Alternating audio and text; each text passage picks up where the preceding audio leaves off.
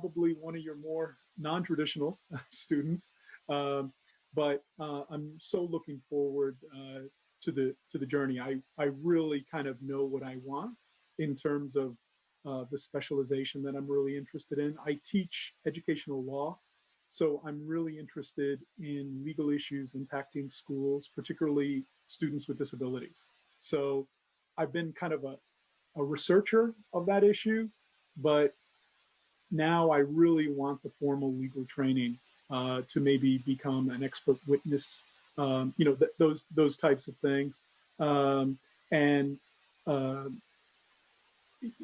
just have that very clear set idea, but the only really thing between me and kind of going to law school is kind of the LSAT. And at my advanced age, it is a barrier, but I really have a different mindset than I would, I think, if I was like in my 20s taking it. But I think I told you, Steve, the other thing that I'm really, is an issue for me, and I don't want it to kind of be, the dominant thing, but I have two young sons, and haven't gone to college yet, but the idea of getting a scholarship. So I want to be competitive, so I don't put that financial burden on my family at this stage. And I'm only applying to one school. I'm a faculty member here at the University of Arkansas in Fayetteville, and Arkansas is a good school, but it's not a top 25 school. So I'm very much a realist. I understand that. But at the same time, I really want to secure a solid financial package. And your blog has been so helpful in terms of thinking about logistics, things like even when I take the LSAT, applying early, really distinguishing myself, not only in terms of the fact of, having maybe graduate school and years of experience, but also getting that application in early before all these other folks. So that's kind of where I'm at. I mean, I've done my research. I've been thinking about taking this for a while, looked at your stuff like over a year ago, but with COVID, both my kids are in virtual school now. So there's been a lot of, changes, but I'm really focused on kind of an early summer test, either June or July. And I know they haven't made that announcement yet. So that's just me in a nutshell. I'm really looking forward to kind of approaching the exam from, like you point out, this idea of, and I'm not there yet, but getting to love logic games, just approaching it from like this perspective of kind of empowerment. And I know it sounds corny, but I know test anxiety can get in the way. And as I said, I'm trying to kind of approach the exam through mastery and gradual mastery. And I'm hoping that, your course and some other materials will help. But I really want a focused approach. Well, thank you so much for sharing the background on your story and your reasons for going to law school. That certainly matters quite a bit. And I'm glad, of course, that my resources have been useful to you as well. Yeah. And by the way, I don't like the word non-traditional. I know it's a convention that people use, but The thing is that most law students are actually not directly out of college. There are many folks who are into their careers.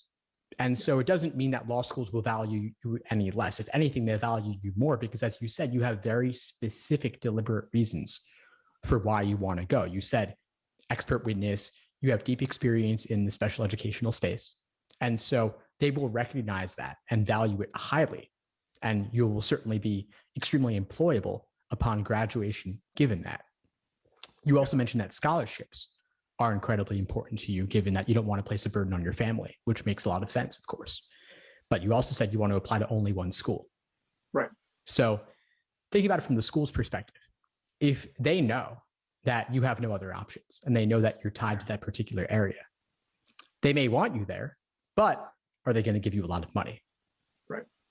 You can get a higher LSAT score, and that will certainly help a great deal in terms of getting scholarships. But another thing that you can do is apply to more than one school. Mm-hmm. That's one thing I'd suggest. It doesn't impact. I hadn't thought of that. I hadn't thought of that. I grew up in New York, so I'm very familiar. I grew up in the Bronx. I went to Binghamton for my undergraduate, so I'm very familiar with the New York area and moved out here. And unlike New York City, where you have like a ton of law schools within a very small geographical area, here I am in Arkansas, and in the entire state, there are only two law schools, both of them public. I'm not too far from Tulsa, Oklahoma, where there's a law school there. But Steve, in my situation, literally geographically, there are slim pickings. You know what I mean? And but I do like the idea of maybe applying to one or two other places nearby, and relatively nearby. And obviously, I'm not going to commute 2 hours each way to go there, but potentially even just to kind of say, hey, Tulsa offered me this package, whatever. But I am geographically limited. I mean, that is a real concern. And I do think, from what I've heard, that Arkansas, being a state school, and their tuition is comparatively not, terrible compared to these like private schools. But the main thing with them is that if you have the numbers, they will give you, scholarship money, and in my particular case, I completed my undergraduate degree over 20 years ago. I had like a 3.4. So it's okay, but it's not stellar, but it's solid. I took a challenging major and stuff like that. But I really do think, for me, if I could score in that one mid-50 range, and maybe I shouldn't set my sights lower. I mean, I hear your story. I read your story. A year, and you were very honest about your trials and tribulations. I mean, of going through this and things that you would do differently if you had to do it again. But you did the blood, sweat, and tears route for a year, and the result was that 175, I believe, something like that. Yeah.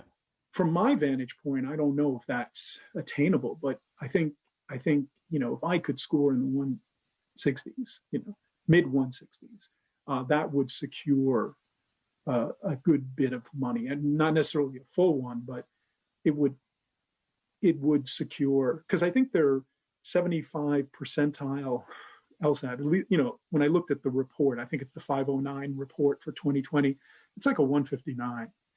So I think anything over the 160s would definitely secure admission. But the question becomes, I mean, if I applied there with like a high 160 something, that there would be some scholarship money, because that would be so high above their 75 percentile LSAT ranking. But yeah, those are certainly. Yeah. Don't ever limit yourself. One of my roles as a coach is to push you to remove those self-imposed limits and help you to dream bigger. I mean, it took me a year, and you don't have a year. You said June or July, which is fine.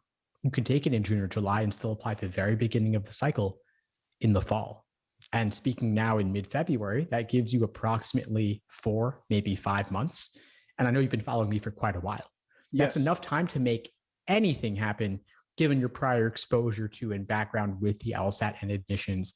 And then, of course, getting into the nitty-gritty of things with my course. But you can certainly get to the high 160s or beyond in 4 to 5 months. And you also could take it in August or September if you wanted to, and they haven't released the exact dates yet, right. But you could take it then and still apply at the very beginning of the cycle. And applying early actually matters a lot less than it used to, given how things have changed over time, given, on the one hand, a recent decline in the number of applicants, and now it's higher. The number of applicants is higher, but we're also during COVID. So COVID, of course, is a randomization factor where it has all sorts of implications that may or may not last long term. But applying early, regardless, doesn't matter as much as it used to. Secondly, you also spoke about the geographic factor, the geographic limitation as well. And so I also want to problematize that a little bit by thinking, well, can we remove that limit as well? I'm not suggesting that your family move or anything, but online education during COVID, you said your kids are doing school virtually. who knows how long COVID will last? I mean, vaccinations are rolling out, but that could take a while. And it's going to have long-term effects where you could potentially do the majority or possibly all of law school online if the ABA changes its policies, which there's a lot of pressure to do. So you may have a lot of different options available for law school, not just Arkansas or Tulsa, Oklahoma, and 2-hour-long commutes and such. You may be able to do a lot online, and then there are people who will relocate temporarily just for a week or two periodically to do whatever in-person requirements there are. But all of this is very much up in the air. But regardless, schools are aware of that, and you could apply to a wider variety simply for the negotiation leverage. Yeah, I really like that, Steve. That's something that I hadn't, really thought about in terms of the leverage. And I have read, because I've been interested, for several. This is not just something that happened like last week. I've been thinking of going back, and it's navigating, a spouse that's working full time like me, and two younger, kids, 9 and 11, and just trying to kind of navigate that. And looking at a point in my career, I'm a tenured faculty member now. I'm a full professor, so the publisher pressure, the publisher perish pressure that I had earlier in my career has kind of gone down a considerable bit. So I just think the timing is right, and that's good. Hey, what do you think about like June and July? Do you think they'll still be going with the Flex version? I'm 99.9% certain of that, given where we're at. I mean, they're going to have to make an announcement soon, either way, but I'm almost certain, given the situation. And even I honestly think it'll be Flex long term, even beyond COVID, given how long they've been doing it for already, and given all of the logistical advantages. There are pros and cons to any format, of course, but yeah. I think it'll stay Flex long term. The one potential change would be if maybe they add in a fourth experimental section at some point, or maybe even if 5 sections total. But we'll see what happens. But they'll announce that soon if they're going to do it. Yeah, I've been waiting for that announcement, but I agree with you. One thing I have talked to, actually, it was a friend of mine whose wife, he's a faculty member. His wife took the November LSAT Flex, and she actually got into Arkansas, so she'll be attending. Nice. And so that's awesome. So there's kind of like precedent, so to speak, mm-hmm. for me. And one of the things that she said that was one thing that she liked about the LSAT Flex was just simply less time. 3 sections, no experimental. And just from a I guess almost like the time working on an exam, it's like less time, right? The other thing that she mentioned, which was not necessarily a benefit, was this idea that there was a period where the online observer kind of had to like scope around their room, their area, their workspace, to kind of make sure that there weren't any illegal materials. And that was a little disconcerting in the sense that you're trying to focus on this LSAT, and then someone is kind of like kind of saying, well, like, let me see if there's any watches around here or other illegal items around your desk, and you had to kind of move the camera around and things like that. But overall, she thought it was a good option, and that it is going to be interesting to see long term. That would be the interesting thing. I agree. I think probably for the foreseeable future, I mean, just with the vaccination rollout,